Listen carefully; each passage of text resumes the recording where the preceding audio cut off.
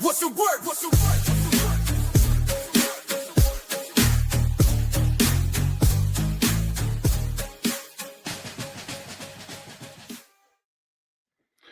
All right, and just like that, it's another week, and it's another time for another thing. But wait, Steve Swift.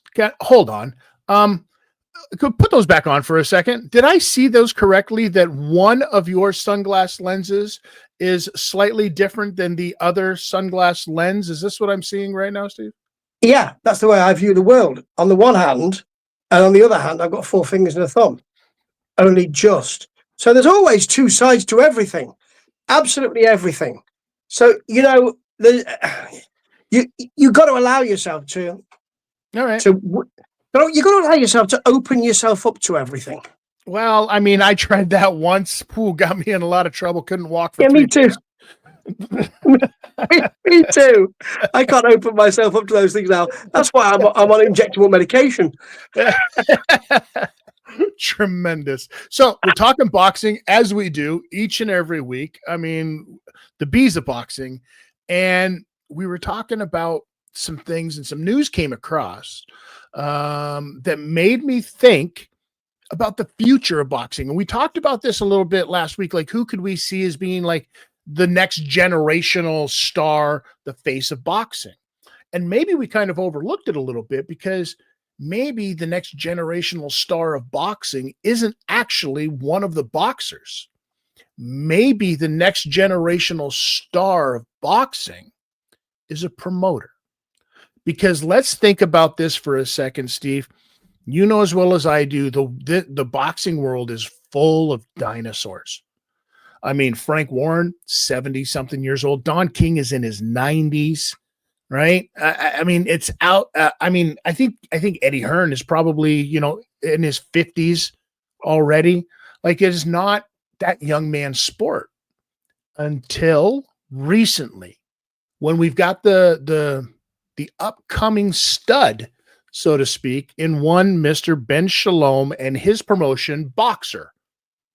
Now, being the Brit, being the guy on that side, and always seeing this coming around, what do you know about Ben Shalom, and where does this kid come from? Well, I do know he's another bee of boxing, Tidster.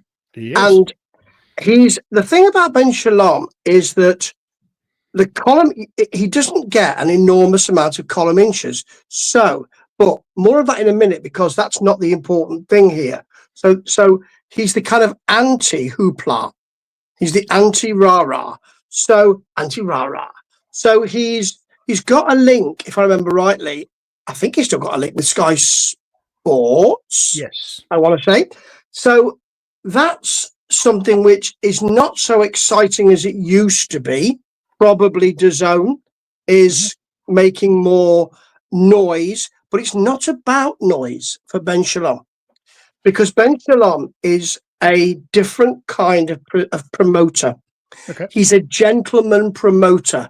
And the thing is that when you mentioned other promoters there, he's more akin to Frank Warren than Eddie Hearn. So Frank Warren is somebody who in this country is thought, and Queensbury is thought to be a very kind of measured and time served and understated. And Frank Warren is generally understated. I mean, he can scare you. He really can. But he's kind of, you know, he's got the boxing brain, and that's what people think of Ben Shalom. So he doesn't get that much column inch, but when he does, he's always interesting. But Frank Warren, though, if I'm not mistaken, he's made his worth off of heavyweights. So of course there's always that fear. I mean, when you're dealing with the heavyweights of boxing, you're like, oh, this guy's obviously dealing with big hitters. So he garners a little bit more too. Plus his tenure in the game is outstanding. You think of some of his smaller fighters and stuff like that, he's got a bunch, but again, I think that goes by tenure. Ben Shalom doesn't have any heavyweights, if I'm not mistaken. I think his biggest fighter his biggest fighter probably in his roster is a guy that just got done settling a lawsuit with Frank Warren, if I'm not mistaken, wasn't it? Because Chris Eubank Jr. is probably Ben's biggest fighter, right? And if we go back, I think that this just got settled just recently. If we go back, Chris Eubank Jr. said some things about Frank Warren and then went back and apologized. And Frank was like, cool, apology accepted. See you in court. Well, apparently they've settled this whole thing amicably, which I have a theory on this as well that we'll touch on in a little bit here. But you mentioned Frank Warren, and I do see that kind of kinship, the same like-mindedness as Ben Shalom, right? Yes, yes, absolutely. And although you're quite right that right now and in the past few years, Frank Warren has been the heavyweight promoter. That wasn't always the case. I mean, really, probably before then, he would be best known for cheating death, by being shot up by someone who's not a heavyweight. And he wasn't. I mean, he wasn't known as that. Again, it's very similar to Ben Shalom because in the past, and I'm going to put this out there, Ben Shalom will not be known for the boxers in his stable. Okay. Because if I say to somebody, and even if I have to think about it, when I think who's in his stable, then it's actually not about the stable so much. It's about Ben Shalom and what he can do. He does the deal for his boxers. His boxers do not run the stable. Now, right. Some could say that Matchroom and other boxing stables, the boxers run that stable because what they say goes. That's not the case definitely not with Queensberry, and it's not the case with Boxer for different reasons. Well, I don't know about that because I think that there's a heavyweight named Tyson Fury who's kind of got everybody on a fucking leash right now, doesn't he, Steve? Yeah, he's the exception that proves the rule because he's a wild card. He's kind of outside of boxing though, isn't he? So he's your thrill ride now. He's not a boxer anymore. He's a brand. And Usyk has done incredibly well to remain a boxer rather than a brand. You could say the same about Deontay Wilder, except he couldn't become a brand because he's not really a very good boxer. But the Usyk's not become a brand. Fury is a brand, and I don't know if because Shalom has. Well, I've got boxers who are either developing or have not past their time, but are not those kind of I want big mega bucks kind of boxers. That fits into his brand beautifully. He's still developing. And you know what? He's playing the long game. He's playing an extremely long game because he's been in this game for quite some time now. Apparently, one of the youngest guys, 23 or something like that, had to borrow like 10,000 pounds to get his license. Clearly a guy who's believed in himself since day one. You know what I mean? And you have to, in that game, in that field, you know what I mean? And by the field, I mean England, trying to get into the world of boxing. But he's done, and we talked about this when I mentioned like the next generational star or whatever. Where are they going to come from? They could be coming from the Olympics. Usually that's where a lot of them do come from, right? But if you also look, Ben Shalom, one of the things with his deal with Sky Sports is he puts on these the Manchester Box Cup, which is the amateurs trying to find these next stars. It's brilliant, if you ask me, because it's stuff that kind of needs to be done to cultivate the longevity of boxing, right? As well as look for those next stars. And I think that you're going to see as well, because as we see some of these other promoters get older, there was a time that a 90-plus-year-old Don King was in charge of the baddest man on the planet. Now he's got a guy named Adrian Broner who could barely tie his own boots, it seems like. in the world of boxing. This was a guy who was supposed to be the next big thing, but I don't know who declined faster, Don King or Adrian Broner. Right? But you're going to have those stables like Don King had, they're going to go elsewhere. They're going to go to other promotions. They're going to go to other promoters just because the old guy can't get it done anymore. Is there going to be a case, do you think, where the old guy, Frank Warren, Bob Arum, where those guys can't get it done, right? And you see some of these other fighters looking at a guy like a Ben Shalom to be their house. That's when Ben Shalom has to make his choice, because at the moment, what Ben Shalom does very well is, although he doesn't say this, this is the feeling I get is, I'm just a little guy. I've come from nowhere. This is the whole thing. He is the boy from nowhere. Right? He really is. So, as you say, borrowed money, all of that. I'm just moving up slowly. And he's outside of those two other big Brit promoters who tend to look at him and go, what's that Shalom doing now? He's doing things differently. That's not the way we do it. So he'll have to make a decision when he grows. But it is his decision how fast he grows. And he doesn't seem to want to do this really very quickly, which makes me think he loves boxing rather than green.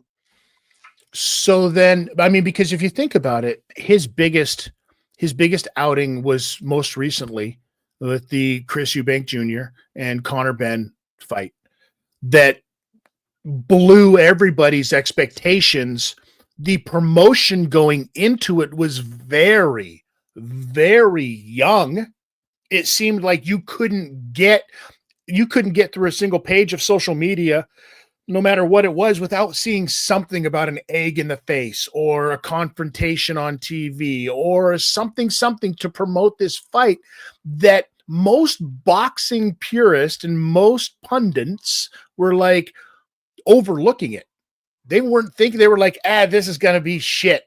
This isn't going to be worth the paper that it's written on. Right. Some of us included. But then they went out there and they performed amazingly. Ben Shalom has to be jumping over the moon right now, I would think, right? Yes, but do you see him doing that, Tidster? Do you see him coming out and bigging himself up? Did you see him in those social media pages? Did you see him on TV? Did you see him on IFL and all of those other clicks? No, you didn't. And you know who you saw? You saw fucking Eddie Hearn. You saw Eddie Hearn. You did. And you will see Frank Warren in his, even though dresses well, calm, measured, people think he's got a great boxing brain. He clearly has. But he's there. Ben Shalom, no. Which I kind of like. It's a refreshing pace of where the promoter should be in the grand scheme of things. I think that was one of the things with Chris Eubank Jr. and what his beef is with guys like Eddie Hearn and guys like Frank Warren for so long is they put themselves in front of the boxer rather than the boxer in front of the barker, another B in boxing. Yeah, he seems, as I say, to love boxing. I could be wrong. And it might just be a long game. If it is, it's really well done because he's been doing it for some years, playing it beautifully. He's a very intelligent man. And when you see him talk, he doesn't use the boxing tropes. He doesn't use those kind of usual, you know what to expect with promoters and you know what they will say, but he doesn't say it that way. He's incredibly intelligent, speaks in a totally different way. He kind of sets himself apart from that boxing reporting. And as you say, he's not part of that hoopla. So he just wants his boxers to box. That is incredibly refreshing. And if he's going to be the future of boxing, that bodes incredibly well. Absolutely. I look forward to it. I look forward to seeing stuff like that. I also look forward to the fact that what this does is it puts a lot of eyes on a new, younger boxer out there. People that we didn't know about. People that we may not know about, one of those things that was being talked about was not going so well, it seems like, and that's TKO boxing. I don't know what is going on over there. I haven't got the official memo, hasn't come through my fax machine, but my fax machine is still in the shop right now. But it looks like TKO is no longer the promoter for the Canelo Crawford fight. Not, Why? not well. Now let me just say, not only that, isn't His Excellency? Isn't he? Hasn't he scheduled a fight to clash with the next UFC event? Hasn't he done that as well? Yeah, it's kind of wild when you think about it, because here's the thing. I think that TKO boxing was supposed to be and could still be a thing. But I don't see them being able to take their business model and implement it with boxers such as the level of a Canelo and a Crawford. I don't think that the pay scale is going to be the same thing. I also don't think that Dana is going to be allowed into the world of boxing the same way that a Ben Shalom is being allowed into the world of boxing. Even though Dana came from the world of boxing, he kind of turned his back completely on it, spent years shitting on boxing and saying that MMA was this new thing. And that's great. I love watching MMA as well. I love all combat sports, right? But Dana now wants to get back into it, and he's trying to build a brand with this TKO boxing, but he doesn't have any boxers. Is he? I mean, because Ben Shalom has come from nowhere, and so you allow him to do that. He's got a few people. He made the deal with Sky Sports, by the way, and I think people went, "Oh, he's done what?" Yeah. So that was a big move. But Dana White comes with, look at all this money. Look at all this. I'm a big, big beast. Sure. So people are bound to be a bit frightened. And I thought that when they were talking about the league, as you say, I didn't think it would work for those big fights. Right. But I never thought that this, I mean, they haven't put out a press release, have they? Which is what you'd expect. Don't get too excited, everybody. We knew it wouldn't work for the big fights. We're here for the league. I'm going to be working with the normal promoters that I normally do for this. But it's not that. Not only has His Excellency said, I'll see you, but he's just micturated, figuratively, on the next event. That's a massive thing. To say, not only will I say I'm not going to work with you, I'll just make this clash. That sounds, I could be wrong. It might just be coincidence. What a coinkydink. It could be, but I'm not entirely sure. There are very few coincidences in boxing and business, aren't there? Is this two big beasts who just can't get along? Well, maybe it's a case of that, because I mean, if you think about it, the original deal wasn't just, with Ring, and it wasn't with His Excellency and Dana. Sella was also involved in this, because Sella is the company that, if I'm not mistaken, is run by, that is the Saudi government entertainment company, if I'm not mistaken. So they're obviously involved, but it makes me think, why would they take the reins completely on this? And Dana is being pushed to the side on what could be the biggest boxing fight of the year. Could be. I say this begrudgingly because we saw Canelo's last fight, which was not that long ago, and that was the drizzling shits. Yes. I'm asking now then, because I don't know the makeup of the Saudi royal family, and it's not something I would study generally. However, I'd rather study quantum physics, and I'm not a mathematician. However, I read at the weekend, whilst reading the Financial Times, I read it at the weekend because it has one of those lovely fashion magazines. Bit of a clothes horse. And I read a piece about the Saudi, because we haven't had the kind of Saudi Arabia thing of we're pushing this tourist thing. There was an enormous article about how Saudi Arabia are making another push for the situation, for tourism with $1 trillion and all of that. Has someone said to him, let's just keep this in-house, shall we? We don't need to bring other people in to do this. Let's just keep it in-house because we want to keep the whole thing. We want the package, don't we? And bringing someone in who's saying, look, I do UFC and I do boxing as well. But it's not about boxing. It's actually about getting people here who can then talk about how safe it is, like Tyson Fury used to. Is it that? I wonder if it's that, or I wonder if this is something that has to do with who's going to distribute this fight and who's got the ties with who's going to distribute this fight. Because I'm sure that the initial with TKO is Netflix. With Sella is DAZN. And I'm sure that DAZN is like, gimme, we'll take everything. Whereas Netflix, they get to choose what they want to put on.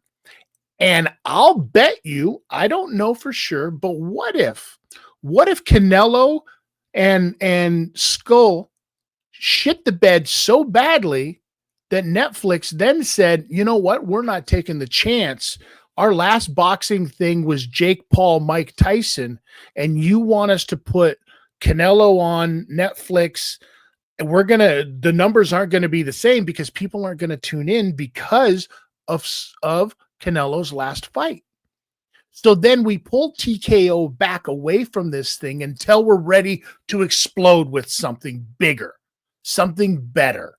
And they let Sella do their thing because they've already promoted big enough fights. They're the ones that did the promotion for Anthony Joshua and him getting knocked the F out by Daniel Dubois, right? They're the ones that have promoted a couple of these things already. And I think this would be like their fourth outing in promoting fights. So the venue, obviously not Vegas for this one. I'm going to say it now, not going to be Alcatraz because that's just dumb. I think they learned their lesson from the Times Square and just inviting millionaires to sit ringside. You can't do this with a Canelo fight. So it's going to be somewhere either in New York, LA, something like that, right? I think that this is them saying that, oh my God, TKO is not promoting this, might just be a nothing burger because they're not ready to pull the trigger on something like this yet. Because maybe they need more younger fighters to fill in that undercard, right? Because that's the other thing. His Excellency is going to want a stacked undercard. TKO fighters don't have any fighters. There's no fighters there to give him a stacked undercard.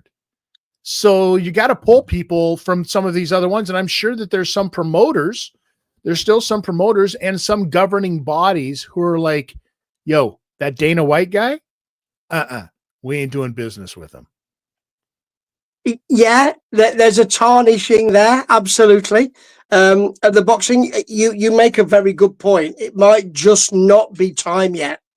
It might just not be time, and maybe they're going to lead with, maybe they're going to say we can't do these big fights, and there will be a press release coming, and we're going to do the league. But I'll tell you something. Oh, and I'll come to distribution in a minute to make another very good point. Can't believe you've made two sodding good points. That's, you need to go for a lie down after this, because really that's incredible that you've done that, two of them. But I think that if they are saying, well, let's just pull this back a bit, let's not do this, let's do the league, because let's get the younger boxers and the less well-known boxers, they've handled it sodding well badly, because it looks like a fracas, and it looks like if they're doing this to stir, and you could be right, but think it might just be we don't really like each other, actually. So it could be that's what it looks like. So if they are actually just pulling back and it's a business deal and it's beautifully well done, and you're quite right, we just need to run this. As I said earlier, and as you said, why don't they release a press release? Why does it look like there is a fracas, unless they're playing us all and it's just creating some clicks and creating some pearl clutching so that then they can say, nah, we're still friends.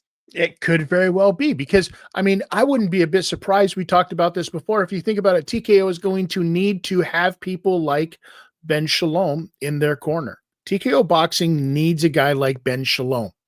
You know who else TKO boxing needs, and I hate to say it, is MVP promotions. A guy like Jake Paul. Now, when you think about that, you think about a Jake Paul, and we just got done blowing praise on Ben Shalom and how he's that promoter, that guy. Well, Jake Paul is equivalency of that on paper in a boardroom to do a meeting.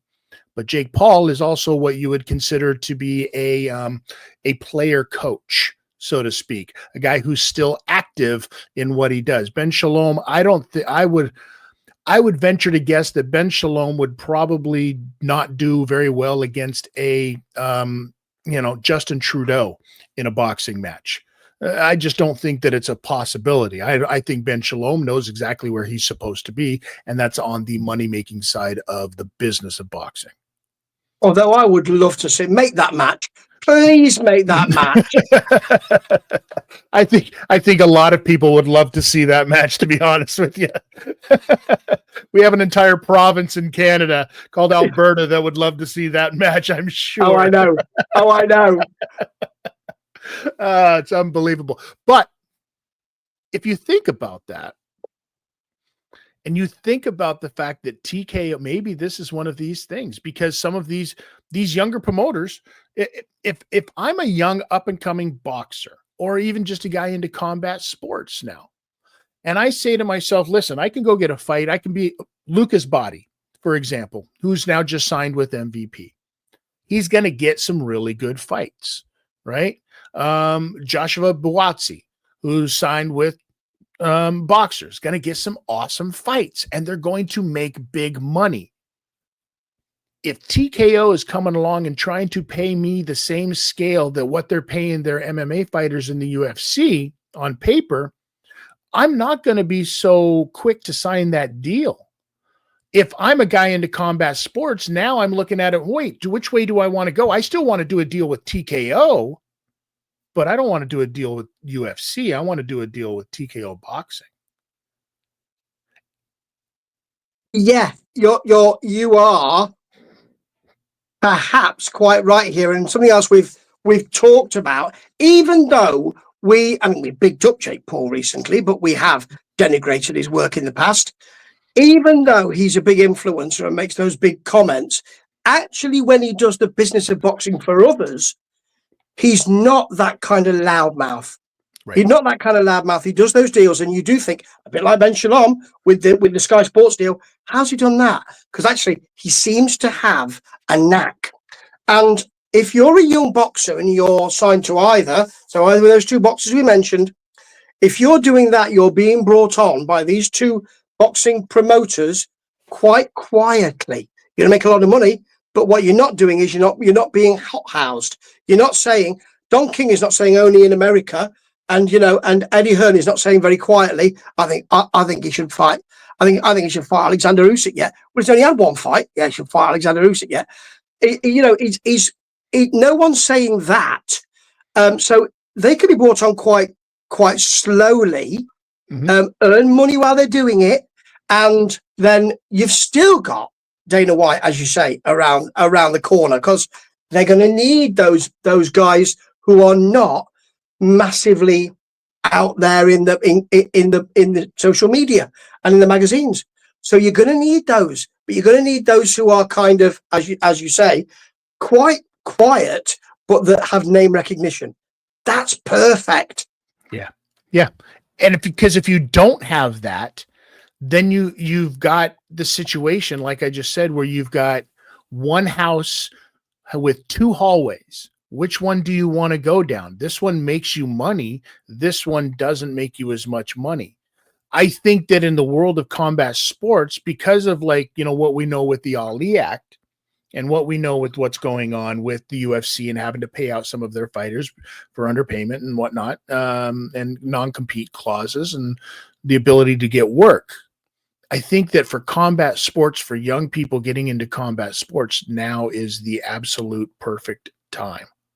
Because whether it be MMA, whether it be boxing, whether it be bare knuckle boxing, I think that you're going to get to a point in the very near future where the pay scale of all of these things is going to get a lot closer, which is really good for the people in mixed martial arts and bare knuckle boxing, because boxing, traditional boxing, as we know it for years and years and years, is the big money maker out of those three in combat sports, right? Yeah. Can I go back to these two hallways? Does one of the hallway, does it lead to either a Breville sandwich maker or a George Foreman grill? Because that's the hall I want to go down. So I want a tasty sandwich when I get there. The second thing is, can I just put this idea into your enormous brain? Is Dana White, is he tainted because of Power Slap? Is he, is it about, well, you're not really a boxing guy, are you? Because actually, mixed martial arts are still, is now. I mean, I watched it from the beginning. I'm sure you did too. When it was, let's just see if this small guy could beat this big guy. No, and now he's in the hospital. So I watched it from that point, but it's become more legitimate in inverted commas. But Power Slap isn't at all. And he's really dialed into that. And it's a really, I'm going to have a reality TV show and all the rest of it and all of that. So does that make him seem a bit too roll up? Does it seem as though, well, actually, are you really bothered about boxing? Because, as you know, His Excellency is very interested in the history of boxing, Ring Magazine, all of that. Does he think, I mean, I'm sure he doesn't, but I'm just positing the idea. Does he think Power Slap, that's not great, is it? Is this a situation? Like, I mean, I could totally see where it's a situation where if I'm a guy like a Frank Warren or even an Eddie Hearn or even His Excellency, who is like tunnel vision boxing. Well, here's a guy who used to be in boxing, walked away from boxing, and now he's doing this MMA thing. Well, now he's kind of pulling himself away from MMA thing, and he's doing this Power Slap thing. Well, now he wants to pull himself away, and he wants to do this boxing thing.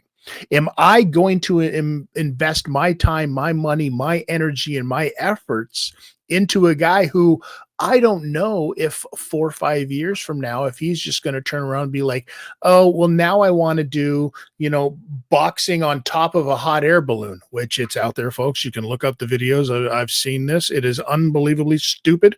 Yes, a boxing ring set up on top of a hot air balloon, Steve Swift. You thought that the fighting in a phone booth, was crazy enough? Yeah, no. Air balloon. I mean, you don't get very many crowds, but the pay-per-view is good. So, the walk-up's not great. The bounce-up is superb. And thankfully, it's not an 8 count. It's an 800 count.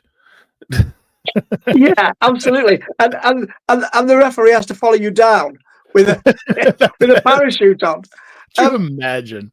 I'm just wondering whether His Excellency, I'm sure this is not the case, but he's got a kind of Dana White, has a sort of road that he travels with all this, which is I get involved in it and then I take the basic idea and I squeeze it. So it becomes reality TV. Mm-hmm. So it does become, I can get another 2 programs out of this and I can do, so my core doesn't mess up, which is very good at. But I mean, you can't mess Power Slap up as a core. You can't. I mean, and I know it's glitzy. And when you're looking at Slap Fight, they're slapping around a barrel. But I have to say, I'm addicted to it. However, is it about well, the boxing might not. The kind of legacy of boxing. I don't want to do Boxing Dojo House. Episode 8. I don't want that. And maybe they tried it. Don't you remember The Contender? Remember the TV show, The Contender, where they tried to put them all into the house? They did. It was bloody awful. It was horrible. They tried it. I saw the first episode they tried with the Power Slap thing, where a guy tried to fight somebody else, pulled his trousers down for some reason, and then was trying to slap him whilst walking around like a penguin. It was extraordinary, and I couldn't watch any more after that. That's the kind of thing that maybe people who love the legacy of boxing and the old style boxing and really regard, as you say, tunnel vision for the boxing of boxing, maybe think this is too circus, isn't it? Is Is it too circus? Is he too circus? It could be, but I mean, if I'm Dana, I'm doing exactly that. I am milking everything that I possibly can. I am making all the money that I can for myself. We can't fault on Dana for being Dana, right? He's doing his thing swimmingly. Ben Shalom is going to work his way up into the ranks and be just fine in the world of boxing. And Don King is probably going to outlive both of them for some reason. This is absolutely outstanding.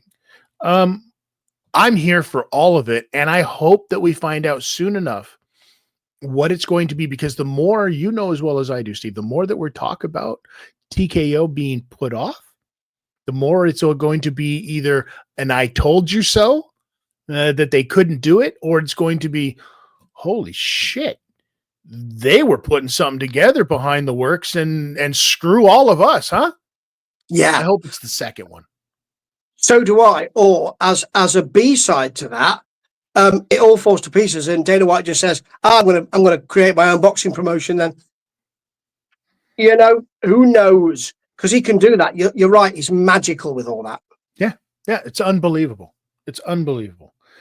Ladies and gentlemen, it has been another so much fun episode of the Bees of Boxing with my friend, your friend, everybody's friend, Steve Swift.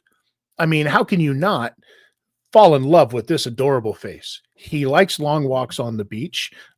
He also likes puppies. So please send him both of those things. Yes. Yeah, that would be great. Send me long walks on the beach. How are they going to fucking well do that? What's the matter with you?